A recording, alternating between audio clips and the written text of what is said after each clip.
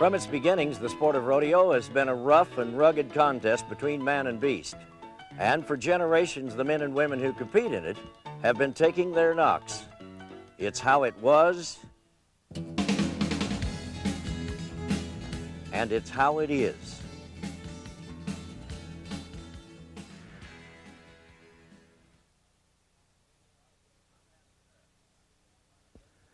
I'm Hadley Barrett. I've been to a lot of rodeos and I've seen a lot of contestants get hurt. But I've seen a lot of people walk away from some pretty bad wrecks without a scratch. Sometimes the lucky ones are the people that make their luck, and they do that by exercising some awful good safety practices. The Professional Rodeo Cowboys Association, with the help of Wrangler Jeans and Shirts, have called on some of our people in our game that are highly experienced. Some people that can share with you some things that perhaps will avoid you getting in those wrecks. And if you do, maybe they can help you get out in one piece. We know that we're not magic, and we know that we will never totally erase the injuries from rodeo. But we're highly in hopes that this film will drastically minimize them.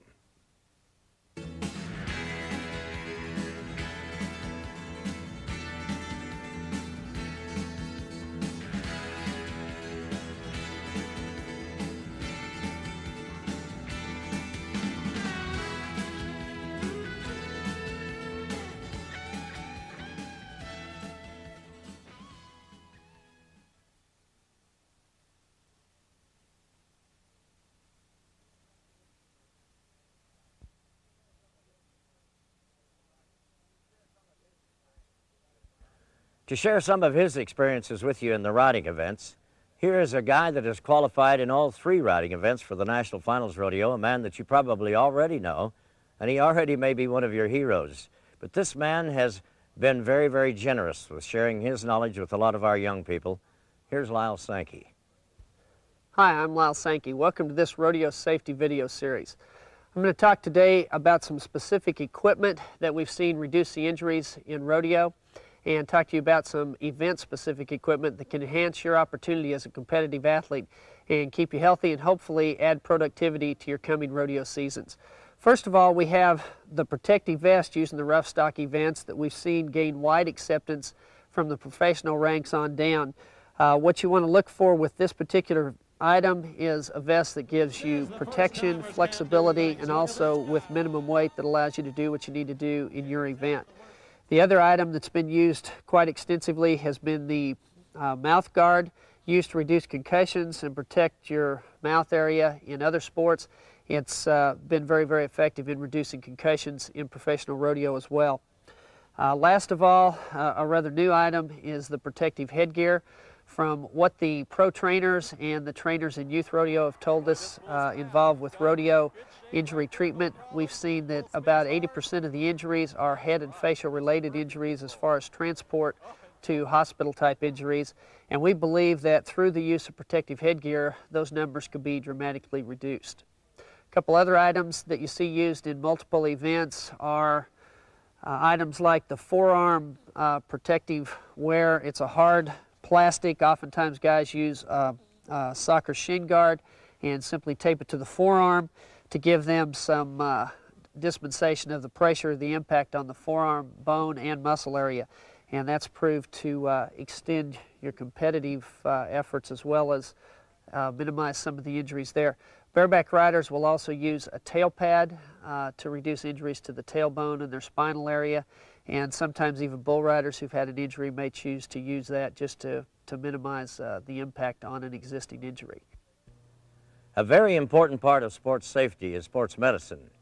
Here are 2 very qualified people to talk to you about that. Dr. Jack Harvey and trainer Chad Smith.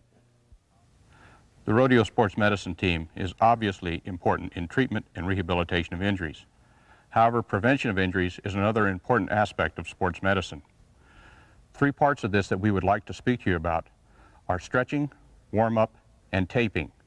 We'll demonstrate first the stretching techniques that we think you should employ prior to a rough stock ride.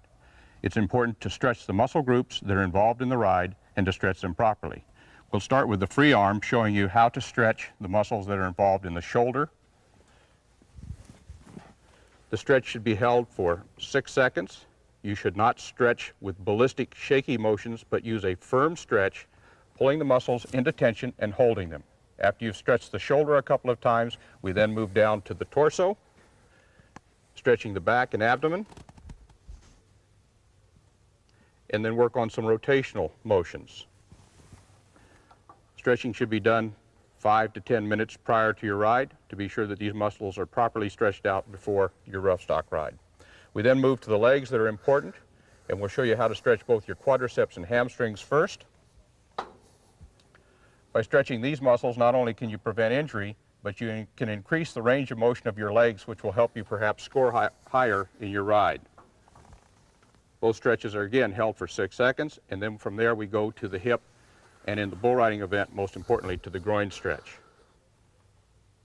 There are several ways to stretch the groin muscles, and this must be done very carefully to ensure prevention of injury and again improve the performance of the rider.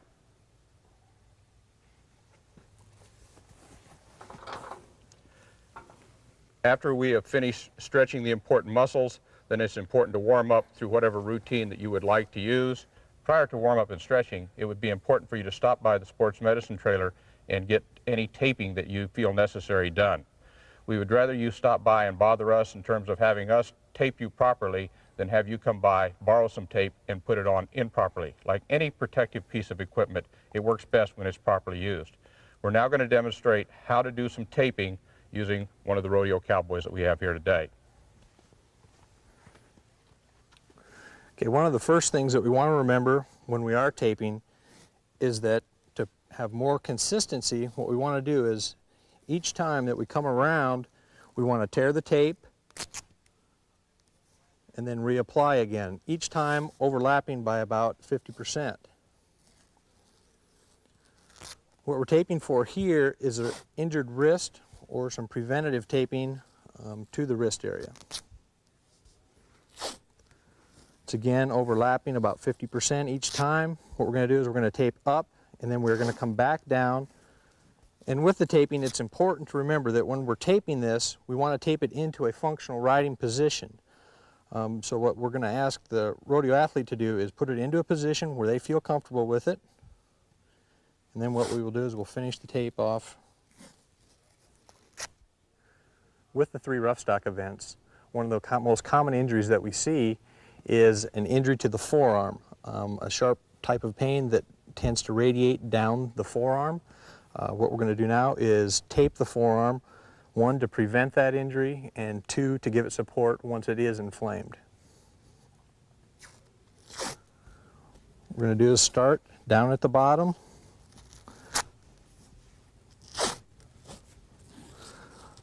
Overlapping the tape by 50% each time, remembering to tear the tape. We want to do this with a clenched fist so that these muscles are expanded. Once we get to the top, we're going to come back down, doing the same procedure, overlapping by 50%, and that completes our forearm taping. Another common injury seen in the rough stock events is the hyperextension of the elbow. When we're taping to prevent this, what I'm going to ask Dale to do is put his arm into his functional riding position. After that, we're going to bring him out, keeping that same angle. We'll first apply the base at the bottom, tearing the tape after each time around.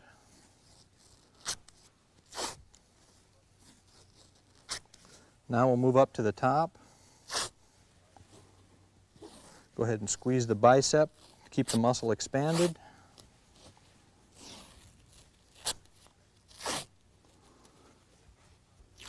It's important to get a good base at the top because that's what's going to be anchoring the tape job.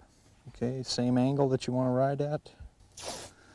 Next, what we're going to do is a series of X's coming across the elbow joint.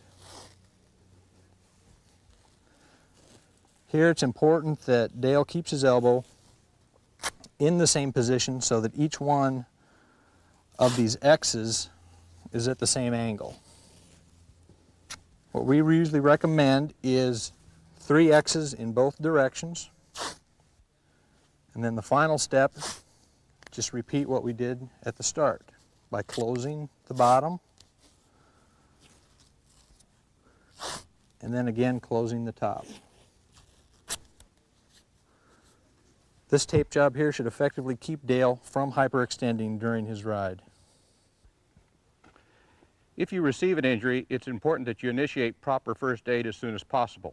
That's rest, ice, compression, and elevation. The ice is usually applied in a plastic bag over the injury and then held in place with an ACE wrap. This is usually held in place for about 20 minutes, and then it can be taken off, and this process should be repeated 3 or 4 times during the first day and should be repeated for 72 hours following that. If you're icing the subsequent days, if you're icing, you should use 20 minutes over areas that are close to the surface. If you're icing a large shoulder, you might want to extend the icing period to 30 or 40 minutes because of the size of the muscle mass.